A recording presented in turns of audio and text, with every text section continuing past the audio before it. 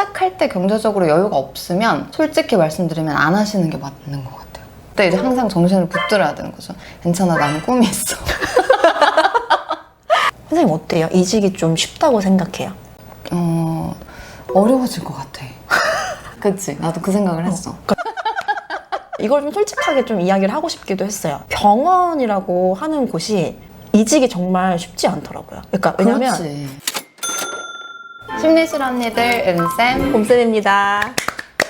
전문가를 꿈꾸시는 분들이 자주 주시는 질문들을 좀 답변해보는 시간을 가지려고 합니다. Q&A로 다 해결되지 않는 질문들이 굉장히 많으시더라고요. 많지.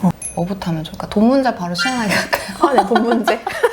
경제적으로 안녕하신지를 궁금해 하시더라고요. 시기마다 좀 나눠지잖아요. 아, 그쵸. 대학원 시기, 수련 시기, 그리고 자격증을 따고 난 이후 시기. 심지어는 전문가 자격증 따고 나서도 다른 것 같아요. 초기까지는 좀 힘들 수 있잖아요. 경제적으로는 힘들 수 있죠. 심적으로는 가장 풍족할 때니까. 그치. 애초에 시작할 때 경제적으로 여유가 없으면 솔직히 말씀드리면 안 하시는 게 맞는 것 같아요.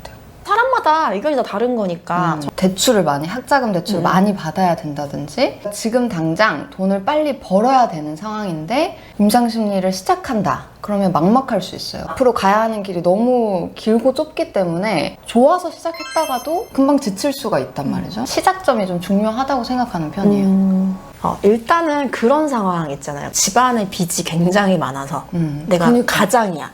이러면 사실 임상심리뿐만 아니라 어떤 대학원을 가도 근데 이제 그래도 저는 내가 가장이 아니고 나 하나만 내 한 몸만 건사하면 되는 수준이다. 그러면은 방법이 있다고 봐요. 전액 장학금을 줄 수 있고 조교도 하고 연구도 들어가고 용역사업 이런 게 굉장히 많이 하셔가지고 거기서 어느 정도 이제 생활비가 나오는 그런 데를 조금 선택해서 이제 가는 방법이 있겠죠. 수련도 이제 경제적으로 이제 힘들기는 하지만 뭐 무급이 아닌 이상 그러니까 유급 수련처를 들어갈 수만 있다면 최저 생계비 정도 나 하나만 이제 건사하면 된다. 맞아. 저도 그 말에 굉장히 동의해요. 근데 또 이런 것도 있잖아요. 수련 대학원 들어가면서부터는 돈을 쓸 곳이 많지 않아요. 그래서 모을 수는 있는 것 같아요. 난 정말 착실하게 모았거든요. 그런 것도 생각을 하긴 해야 돼요. 수련을 들어가는 데까지 벌이가 없다. 그럼 이제 아르바이트 하면서 수련 준비를 해야 되니까 요거는 굉장히 힘든 일이 될 수 있기는 그리고 하죠. 만약에 뭐 타지에서 수련을 받게 됐어. 그럼 또 생활비 많이 나갈 수 있잖아요. 제가 수련할 때쯤이면 이제 회사 다 들어가 있는 상황이거든요. 그러면 비교될 수밖에 없어요. 그때 이제 항상 정신을 붙들어야 되는 거죠. 괜찮아, 나는 꿈이 있어. 그러니까 이 과정에서 의미를 끊임없이 찾아야 되는데 맞아요. 그게 정말 쉽지 않고 주변에 방해하는 세력들이 너무 많아. 너무 이렇게 행복하게 자기들끼리 해외여행 가고 나 수련 받고 있는데 맞아. 너무 부럽잖아. 아니, 난 내부에서의 세력을 말한 거였는데 어쨌든. 내부에서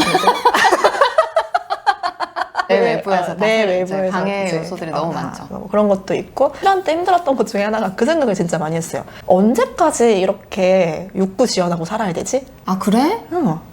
저는 오히려 대학원 때 그랬고 저는 끝이 있는 게 좀 중요한 사람이라 수련은 끝이 있잖아요. 3년 뒤 그러니까, 이렇게 되는 거야. 그치, 2년 그치. 뒤 맞아. 그래 2년만 참자 1년만 참자 이렇게 가는 거잖아요. 맞아. 취업도 근데 내 기준이 좀 안정적인 정규직을 원한다. 정규직보다는 프리랜서들이 많아서 들이 훨씬 비율이 높기 때문에 저는 이제 그걸 알고 시작해서 좀 만족도가 높거든요. 프리랜서를 하고 싶어서 일을 선택한 것도 있기 때문에. 근데 정규직을 원하시는 손님들도 생각보다 많더라고요. 정규직은 고려해야 될 게 너무 많잖아. 거기 주변 사람들이 좀 마음에 안 든다거나 생각보다 뭐 연봉이 많지 않다거나 이러면 또 다시 시작을 해야 되니까 그게 좀 힘든 것 같아요. 선생님 어때요? 이직이 좀 쉽다고 생각해요? 초반에는 쉽다고 생각했던 것 같아. 어려워질 것 같아.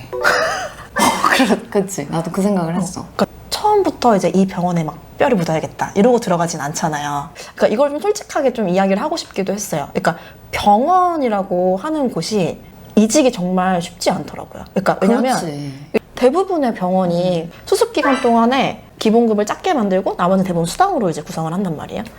약간 초반에 어떤 느낌이면 수련 4년차 월급 받는 느낌? 되게 초반에는 수련생보다 월급이 적을 수도 있고 같을 수도 있고. 그 수습 기간이 어느 정도예요? 그건 3개월인데 근데 문제는 이직을 할 때 타병원 경력을 인정해주는 병원이 많지 않아. 그래? 네. 그럼 아예 다시 처음부터 시작해야 돼. 네. 너는 어떤 의미에서 어렵다고 말을 했냐면 프리랜서는 너무 자주 옮겨 다니는 것도 좀 그래요. 왜요? 왜? 그러니까 그 보고서의 형식이 대부분 정해져 있기는 한데 기간마다 좀 다르거든요. 맞아.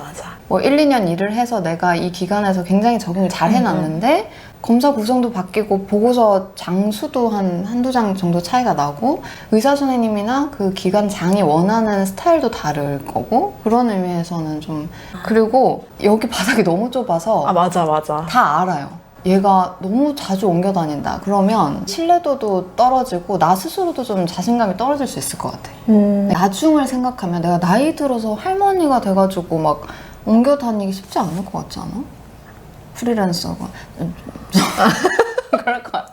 그 약간 이게 그러니까 약간 자기 성향에 따라서 되게 길을 막 이렇게 맞아. 막 성향 개척하시는 분들도 있는 것 같아. 여가 시간 빠르게 한번 얘기를 해볼게요. 대학원이랑 수련 때는 여가 시간이 거의 없었어요. 나는 아예 없진 않았어, 솔직히. 슈퍼바이저 선생님도 굉장히 배려를 많이 해주셨고, 근데 그 여가 시간을 대부분 나를 위해서 쓰는 게 아니라 대인관계를 위해서 썼던 것 같아요. 겨우겨우 붙잡아야. 그쵸? 그러니까 제가 외향적인 성격이었어가지고 되게 친구가 많았거든요. 근데 수련하면서 이제 전문가 따고 나서는 여가 시간이 저는 진짜 넘쳐나요. 그러니까 이거 내가 선택한 거야. 내가 선택할 수가 있어요. 많이 일해서 과로사를 할 거냐, 그냥 일주일에 퐁당퐁당 일을 하고 나머지 시간에 뭐 내 가정에 힘을 쏟는다든지 아니면 사람들 만난다든지 자기 개발에 쓴다든지 할 수가 있는 거니까 이건 자기 선택인 것 같아요.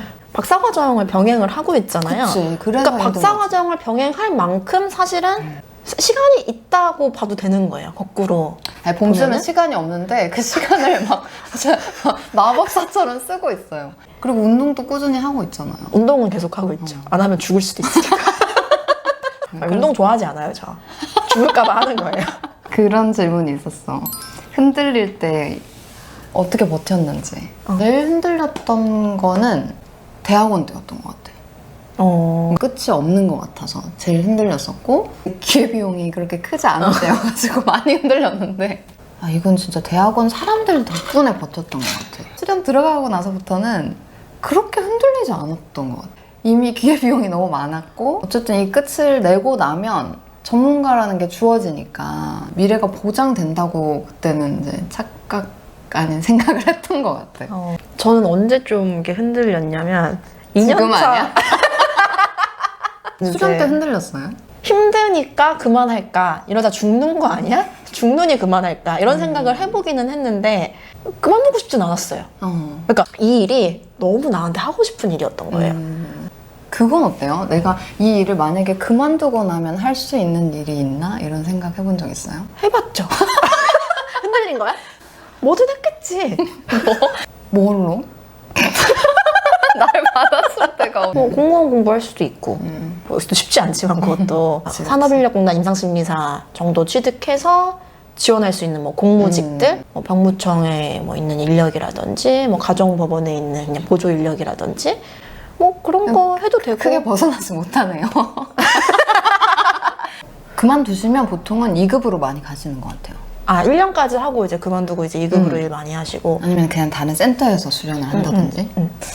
그러니까 나는 근본적으로 우리 둘 다 약간 이 일을 하고 싶고 좋아하니까 좋아하고. 이제 버텼던 것 같은데 그 과정에서 의미를 계속 찾아야 되는데 그 과정에서 느끼는 즐거움이 아예 없지 않았던 것 같아. 뭔가 내가 나아지고 있고 잘 하고 있다는 그 느낌. 뭔가 이제 내가 발전하는 게 느껴져서. 발전하는 게 느껴져서 약간 거기서 오는 즐거움이 솔직히 있지 않았어요? 맞아. 과정을 거치면서 전문가 심지어 따고 나서도 계속 변한다고 생각을 하거든요. 무슨 말이냐면 그 공부를 하다 보니까 내가 그 정신병리, 그러니까 검사에 정말 잘 맞는 것 같아. 나는 검사가 정말 재밌어 라고 생각을 했단 말이죠. 근데 전문가 따고 나서 일을 하다 보니까 상담을 더 공부하고 싶은 욕구가 생기는 거예요. 지금 당장 적성에 맞지 않아도 공부를 하다 보면 그러니까 새로운 모습을 계속 발견하게 되는 것 같아요. 그러니까 이 과정에서 즐거움을 느낄 수 있으면 적성에 맞는다. 성장에 좀 관심이 있다. 공부가 재밌다. 그러면은 임상 괜찮을 것 같은 생각이 드는 거죠. 다른 사람에게 관심이 많아야 되는 것 같아. 그런가 보다 하는 사람보다는 왜 그럴까? 궁금증에 대한 답을 찾았을 때 쾌감을 느끼는 사람. 사람들이랑 어울리는 걸 너무 좋아해도 안 맞는 것 같지 않아요? 안 맞는 거 팀으로 일해야 되고 뭔가 으쌰으쌰 하는 걸 좋아하는 성향이면 안 맞죠? 좀 외로울 수 있고 밖에서 해서 하면 돼요. 그러니까 일에서는 그거를 충족하려고 하지 말고. 지난번에도 얘기했지만 상담을 하고 검사를 하는데 이 케이스를 막 친구들이랑 만날 때 막 얘기하게 될 수 있잖아요. 그러면 안 되지. 그건 정말로 위험한 일인데 이게 자기 개방에 아주 관대한 사람이다. 자기 개방을 꼭 해야만 풀리는 사람이면 힘들 수 있죠. 전문가 윤리를 정확하게 알고 있으면 전문가 집단 내부에서 뭐 동료 컨설팅이라든지 아니면 슈퍼비전을 간다든지 하면서 해소를 하고 자기 개방 욕구는 다른 내 개인적인 생활 영역에서 하면 되고